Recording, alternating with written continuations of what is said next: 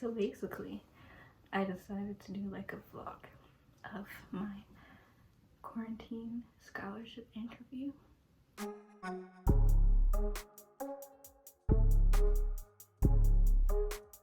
is what I'm wearing.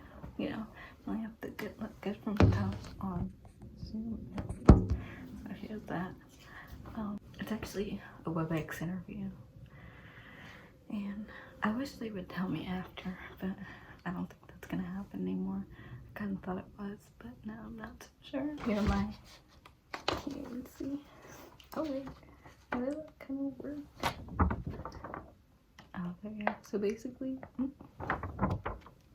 these are what I have for talking points. Like, you just Google what they ask in an interview, and that's what that is. The answers to those commonly asked questions. Here's my laptop. Ow, jeez. Do it again. My laptop. I have this because my cat keeps messing with my feet and we're trying to teach her not to do that, you know, so. But I haven't used that ever because when she sees it, she runs. So, according to my iPad, it is 10:35 and it's supposed to start 10:50. And they were supposed to email me a link and such 15 minutes before math, which is like now, isn't it? I guess it's 10:40. But yeah. He said he's gonna email me some stuff that I needed. I'm traveling down to the location, which is just the kitchen and my house.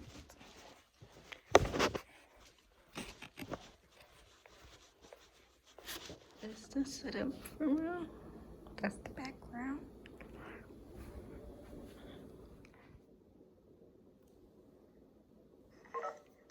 So basically, I just finished my interview. I really wanted to record for you guys, but I was like scared there was gonna be like feedback or something, and you couldn't see the computer screen anyway without it being like obvious, you know. So I decided not to do that. Should I take my yeah. So yeah, I decided not to film while I was actually doing the interview, but I just wanted to talk to you guys about how it went. And like, I just feel like there's not that many videos about like doing interviews, things like that. So obviously, even though I had a WebEx interview, I still dressed nice. Like, I look very nice, very classy, very like excellence vibes, you know. So there's that. So dress nice, obviously. I would recommend to pull your hair back because it's just like distracting for it to be in your face, and like, you know, what if it starts to itch and then you're fiddling with your face, which you don't want to do, especially in a WebEx when they're looking like right at your face. So I recommend like pulling it back like I did. I also recommend looking up what you're interviewing for.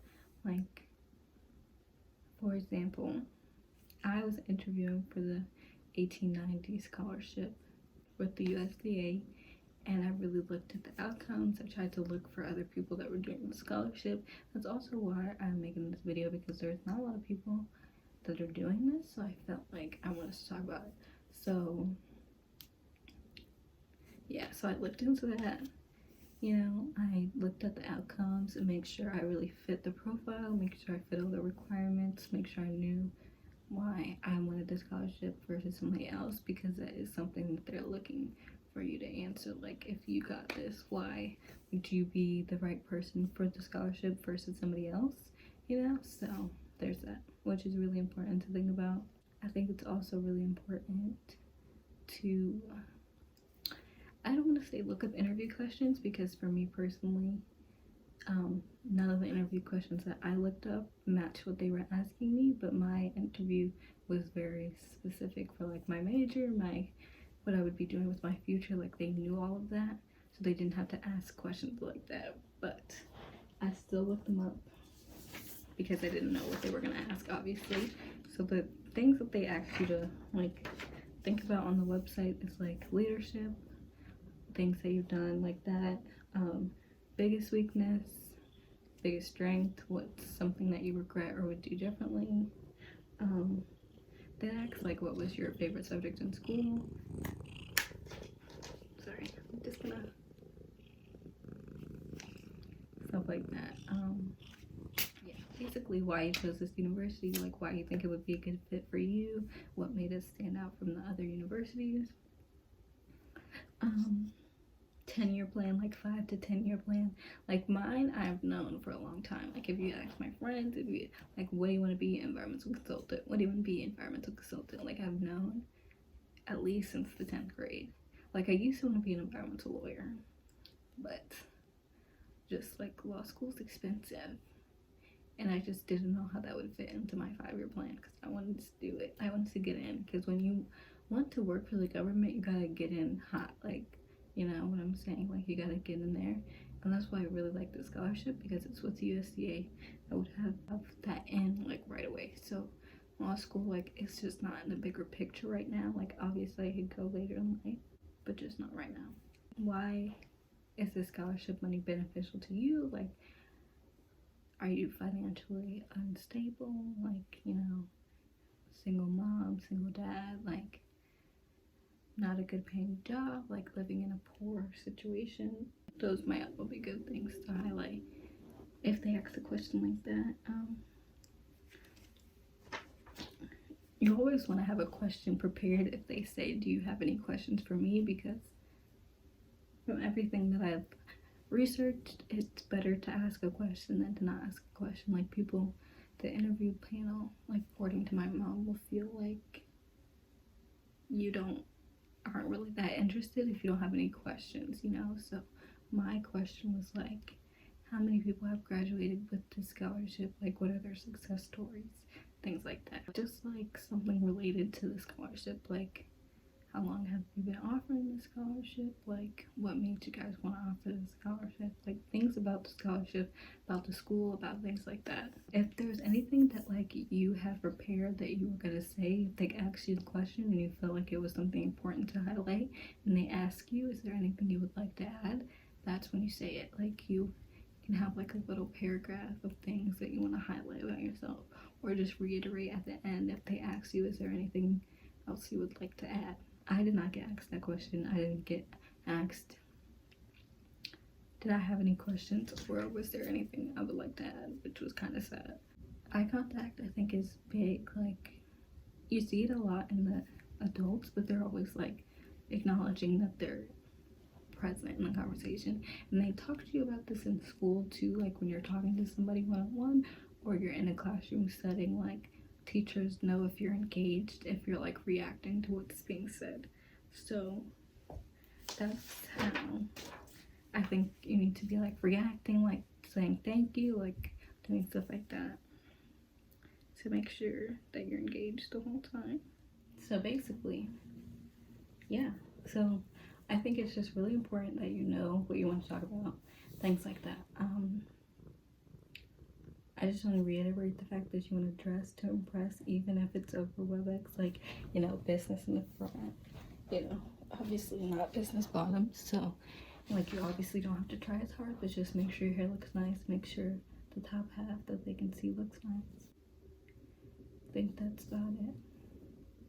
I just want to, like, reiterate that you want to be as prepared as possible, sound as professional as possible. Drink water before you go in so you don't get, like, dry throat, and if you do, if it's a longer interview, just have water with you so you can drink it if you like while they're asking a question, to get yourself prepared for your next response. Yeah, that's what I would suggest. Yeah, just mainly be prepared. And like, I know as Black women, as Black men, we might not get these opportunities as much as others, so you need to seize the opportunity when you get them and be as prepared as possible and sound as educated as possible, because if you do have people on your panel that may discriminate because you're white or Black, you know, all those things, because you're Black, obviously, then you want to give them a reason not too. Like, you want to sound as educated as possible, be as distinguished as possible, so even if they do have those preconceived prejudice, like, in their mind, you are doing everything you can to, like, wash those away with your education, with your educatedness. Obviously, I don't know the right word, but yeah, that's a big thing, like, especially for women and minorities and women minorities.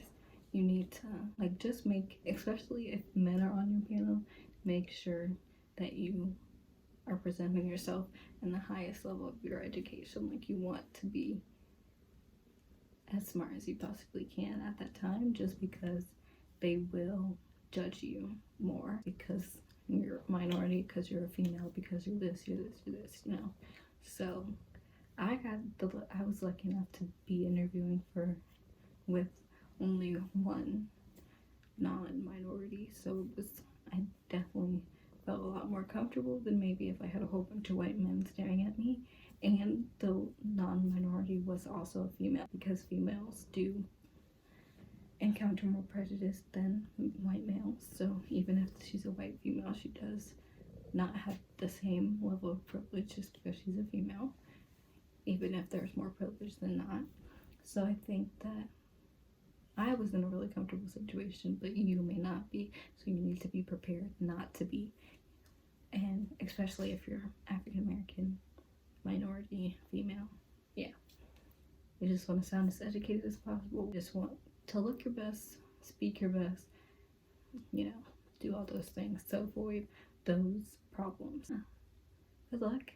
If you watch this video before an interview and it goes well, or it doesn't go well, and you have critiques from what I said, please comment. I would love to hear your success stories or any stories that you have about interviews.